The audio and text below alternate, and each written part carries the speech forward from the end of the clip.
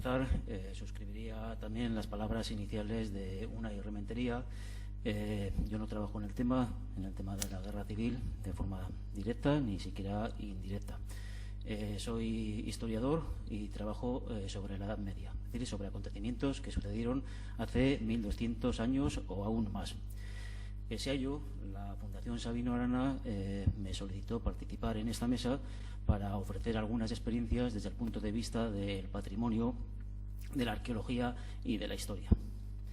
Y bueno, porque de alguna forma, como se está constituyendo todo este proceso de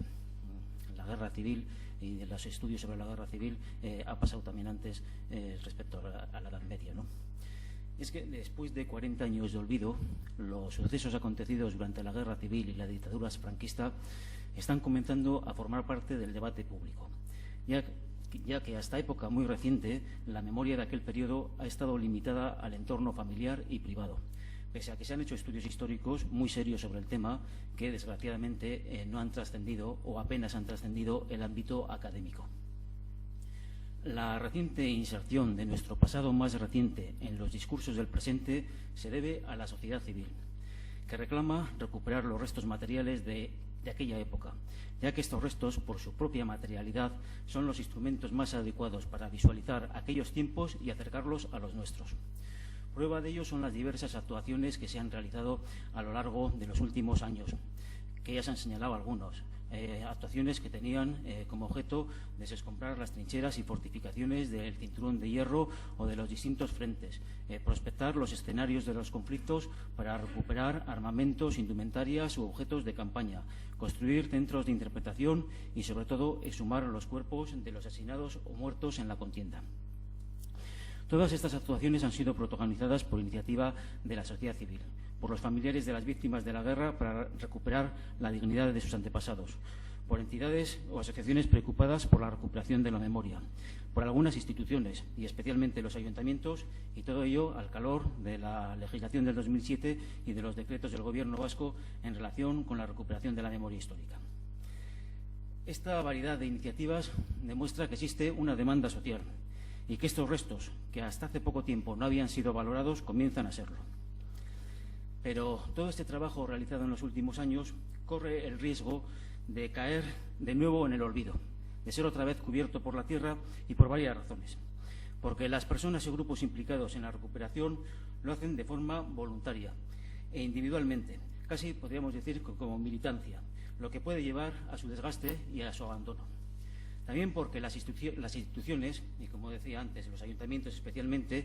les resulta difícil asumir los gastos que genera su mantenimiento, y eso sin tener en cuenta que sus rectores pueden cambiar de signo político. También es otro de los problemas que existe muy escasa coordinación entre los distintos grupos.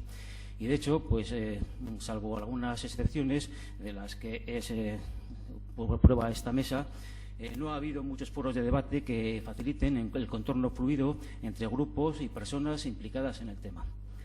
Y finalmente, pues porque estos restos, incluso después de su limpieza, continúan siendo ruinas a las que no se les ha transferido ningún valor añadido, salvo en el caso, claro, de las exhumaciones que han permitido recuperar la dignidad de las personas asesinadas y desaparecidas, y no tanto hacer justicia social como también se pretende. Para evitar todo esto y convertir los restos materiales relacionados con la guerra civil y la dictadura en lugares de la memoria, sería necesario, en nuestra opinión, partir de una premisa fundamental: reconocer que esos restos forman también parte del patrimonio cultural del pueblo vasco. La Ley de Patrimonio Cultural Vasco del año 90 señala en su artículo 2 que integran el patrimonio todos aquellos bienes de interés cultural por su valor histórico, artístico, urbanístico, etnográfico, científico, técnico, social, y que por tanto son merecedores de protección y defensa. Y en el artículo 3 se señala que son los poderes públicos, en el ejercicio de sus funciones y competencias, quienes velarán por la integridad de ese patrimonio y fomentarán su protección, enriquecimiento y difusión. Entonces, desde esta perspectiva, forman parte del patrimonio, entre otros, los testimonios materiales que nos permiten establecer vínculos con el pasado, para conocerlo y, sobre todo, para entender mejor el presente y proyectar el futuro. y ello independientemente de que sean monumentos emblemáticos cuya presencia se imponga en el paisaje, o sean minúsculas huellas dejadas involuntariamente o también destruidas voluntariamente por nuestros antepasados y que solo son visibles después de un cuidadoso análisis. Pero es sabido que quien otorga a un determinado elemento la categoría de patrimonio es la sociedad y toda la infraestructura que la rodea, ¿no? Recuérdese que hasta que el Gobierno vasco no asumió competencias en materia de cultura, el patrimonio del País Vasco se reducía a unas pocas construcciones y además de cierto empaque, algunas iglesias, algunos castillos, quedando, por ejemplo, una de las muestras más ingenuas de nuestras señas de identidad, como son los caseríos, al margen de la protección, porque su existencia no encajaba en los discursos del pasado elaborados desde el poder. Si todavía a día de hoy los restos materiales legados a la guerra civil y a la posguerra apenas están valorados, no se debe a que carezcan del valor histórico que señala la ley antes citada, sino a que se ha preferido ignorarlos para perpetuar el pacto tácito realizado en la transición, de no remover el pasado, argumentando que suscitaría malestar, haría renacer odios y abriría viejas heridas. Y así, lo que no enterró intencionadamente la dictadura, lo sepultó después el paso del tiempo, por lo que su recuperación es cada vez más difícil. Ello es en la recuperación, por esas dificultades, exige la puesta en marcha de distintos procesos científicos para permitir conocer ese patrimonio, valorarlo correctamente y darle un significado para uso de la sociedad. Uno de los métodos más útiles para la recuperación del patrimonio es la arqueología, que nos informa incluso de aquello que otras fuentes silencian por ignorancia, interés, desidia, olvido, indiferencia, etcétera, ¿no? Como se ha señalado antes, hasta el momento se han excavado fosas con impecable metodología, se han limpiado trincheras, se han prospectado los campos de batalla y se ha estudiado alguna prisión.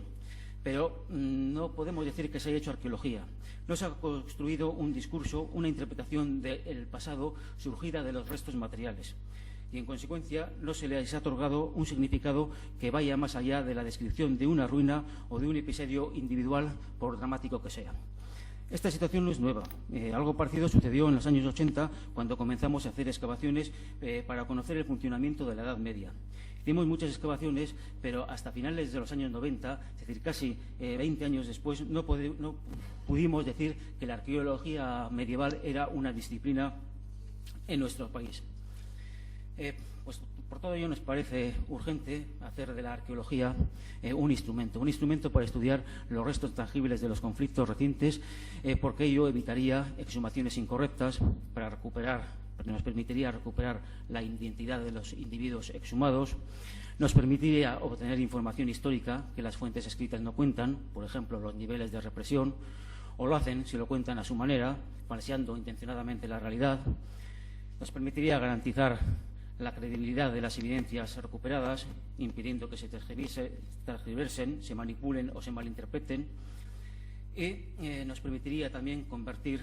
lo desenterrado en lugares de la memoria, que nos sirvan para recordar que la atrocidad y la irracionalidad también forman parte de nuestra historia, y convertirlos también en discursos didácticos que nos prevengan contra el fanatismo y la barbarie.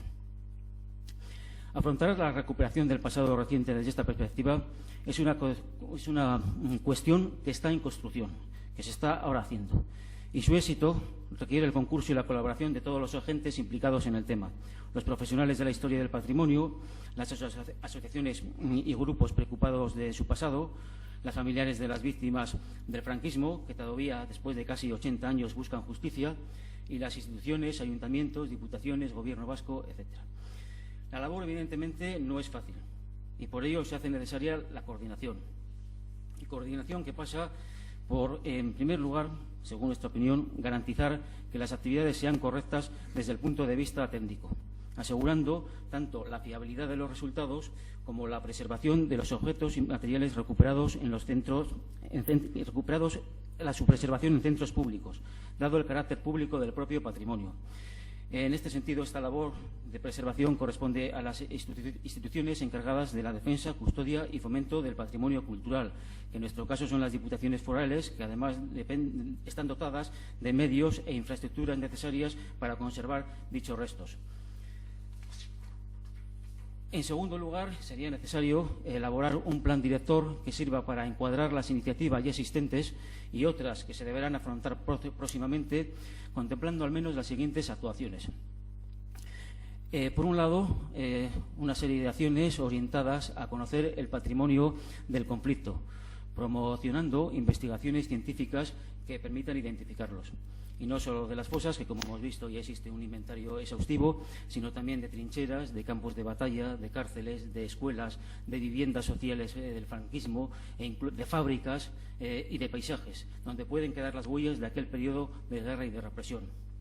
Una vez identificadas estas huellas, habría que proceder a estudiar caso por caso para evaluar la información que puedan proporcionar, recurriendo a las técnicas que nos proporciona la arqueología, y no solamente la arqueología del subsuelo, sino también la de la arquitectura, la del paisaje, etcétera. Y en función de ese estudio se podría hacer una selección de aquellos elementos más significativos para dotarlos de sentido y reconvertirlos en los monumentos de la memoria. Habría que evitar coger un elemento cualquiera basándose en su visibilidad, quizá por ser lo más destacable en un paisaje, o basándose en que está bien conservado o en su conveniencia, y utilizarlo como paradigma. Habría que hacer, antes de optar por algo de esto, un estudio exhaustivo. Evidentemente, en este proceso se necesita la participación de todos los agentes sociales, y los historiadores somos unos más cuya labor es solo ayudar a la sociedad a reflexionar sobre su pasado, mirando al presente y sin emitir juicios de valores. Mediante estas acciones, probablemente la sociedad en su conjunto podrá recuperar el patrimonio olvidado, dándole un nuevo significado que permitirá contar la historia con perspectivas de futuro. Y esto es todo.